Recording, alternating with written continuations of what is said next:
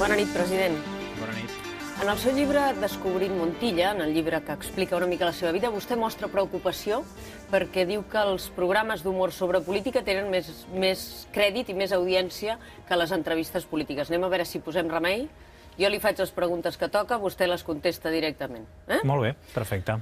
President, amb franquesa, en aquest govern no plega ningú? En aquest govern el que es dedica la gent és a treballar. Però a treballar quan no estan al lloc on toca, quan passen coses greus com les nevades, a treballar quan es diu que un govern no té projecte de govern. Aquí ningú assumeix responsabilitats del que passa, president? No, aquí tothom assumeix responsabilitats i treballa i està al seu lloc quan toca. Aquestes nevades, tothom ha estat al seu lloc quan tocava? Sí, miri, el problema no és si el conseller Saura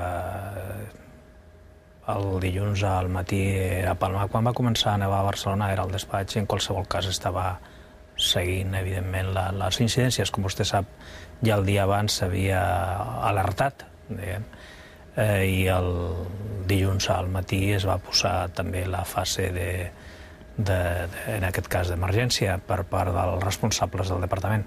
I en qualsevol cas, jo sí que hi era. President, vostè hi era. Digui'm una cosa, després de l'episodi de les ventades, Protecció Civil ha tornat a fallar? Què és Protecció Civil? Protecció Civil alerta, però després, evidentment, Protecció Civil som una mica tots, també, ho són els ajuntaments. Tothom ha de fer unes determinades funcions. Protecció Civil no té milers de persones per fer les tasques. Si de cas el que ha de fer és posar en marxa determinats protocols, és alertar a la població i després són els serveis corresponents els que han d'actuar. Miri, jo crec que en aquest cas els serveis de la Generalitat, en línies generals, evidentment jo no dic que tot es faci sempre correctament i que no... Què hem fet malament en aquestes nevades? Perquè després parlarem dels alcaldes. Vostè diu, Protecció Civil som tots. No.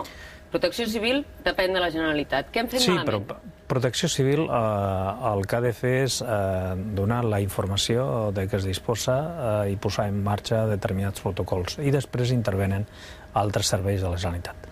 És obvi que el netejar de neu les carreteres no les fa Protecció Civil, les fa el servei corresponent de Política Territorial i Obres Públiques.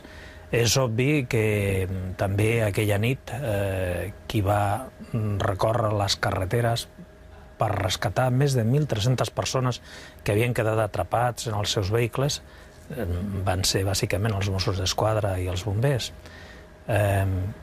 Què és el que ha fallat aquí? Miri, el que ha fallat és en part la informació i la comunicació. Per tant, hem fallat en informació i comunicació. Sí, jo crec que és manifestament millorable. Què ha funcionat? Els serveis de la Generalitat, en línies generals, jo crec que han funcionat.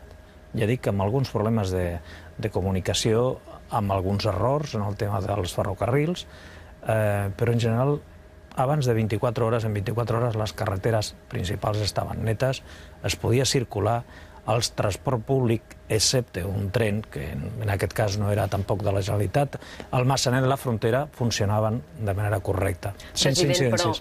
La sanitat no va deixar de funcionar mai. Ara, hi ha altres serveis públics que no gestiona la Generalitat que, evidentment, està clar que no han funcionat. Bé, ara parlarem de les elèctriques, president, però digui'm una cosa. El dia abans de la nevada ja hi havia a la Jonquera un munt de camions aturats i amb problemes per la neu. Al Telenotícies Vespre d'aquesta casa, l'editor i el cap de Meteorologia van decidir obrir amb això i van aconseguir parlar amb el cap de Protecció Civil 7 minuts abans del Telenotícies. No vam dir, després de les ventades, que els informatius, a petició de Protecció Civil, obririen per poder donar la informació?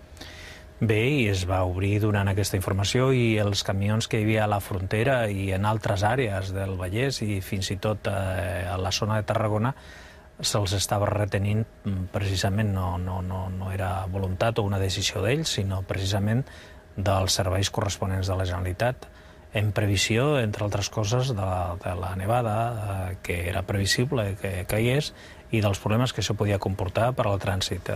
És obvi que els camions i qualsevol camió que tingui un accident ràpidament col·lapsa una autopista.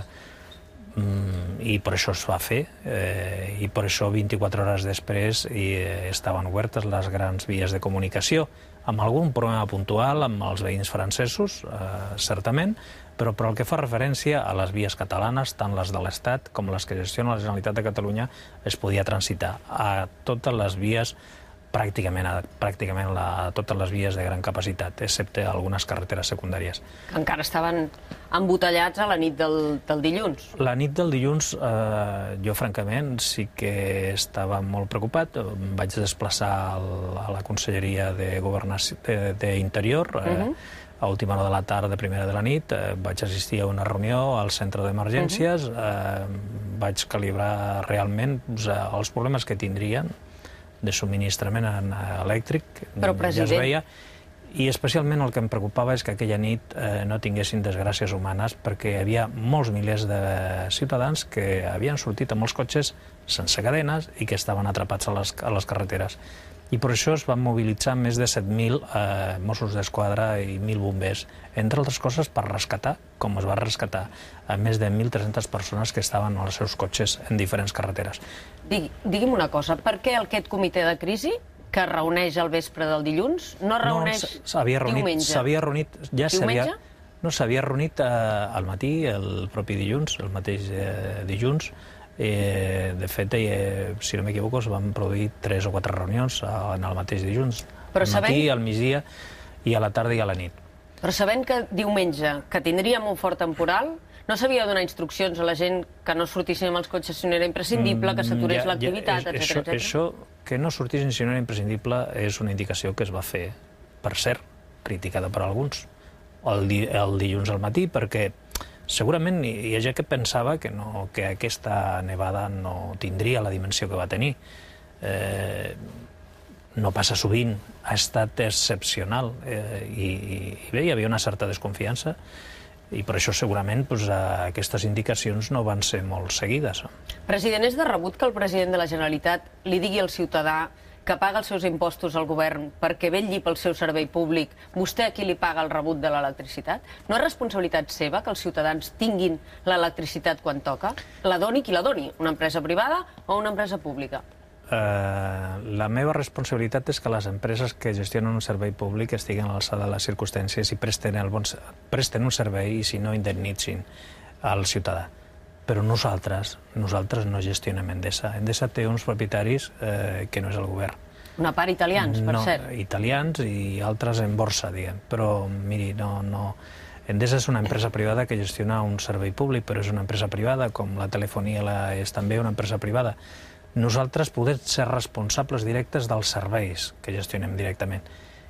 I vostè té raó, les altres coses a mi em preocupen i són també de la meva responsabilitat per exigir a les empreses. Però nosaltres no teníem la informació del que estava passant. Però sí tenen una eina legislativa, que és la Llei de Garanties del Subministrament Elèctric aprovada l'any 2007, després de l'última apagada a Barcelona, que els permet saber quines inversions fan les elèctriques, inspeccionar la xarxa, saber quin període d'inversions faran per refer una xarxa, la de Girona, que estava malmesa. Què s'ha fet en tot això l'any 2008 i l'any 2009? Bé, la llei va entrar en vigor a final de l'any 2008. Pràcticament al desembre de l'any 2008 la va aprovar el Parlament, o sigui, la llei porta un any de vigència i s'està aplicant. El primer any Endesa ha presentat el seu pla d'inversions, com preveu la llei, inversions que està executant, tenen un pla per executar-lo, ja ho veurem. Al final, si l'executen, tenen també en el pla d'inspecció que preveu la llei, s'han de revisar cada 3 anys totes les instal·lacions. S'està fent. Dit tot això, òbviament, en previsió de que, com vostè sap, hi ha uns expedients oberts per la Generalitat, expedients que comporten, entre altres coses, visita per part dels inspectors de totes les instal·lacions que han tingut problemes per veure si hi ha altres raons, a part de la tempesta, és a dir, que tinguin relació amb un manteniment defectuós o no, i, òbviament, en funció d'això s'actuarà. Els expedients estan oberts, jo no vull prejutjar res, vull dir, ja hi haurà temps de veure quines són les responsabilitats atribuïdes a la tempesta i quines són les responsabilitats atribuïdes a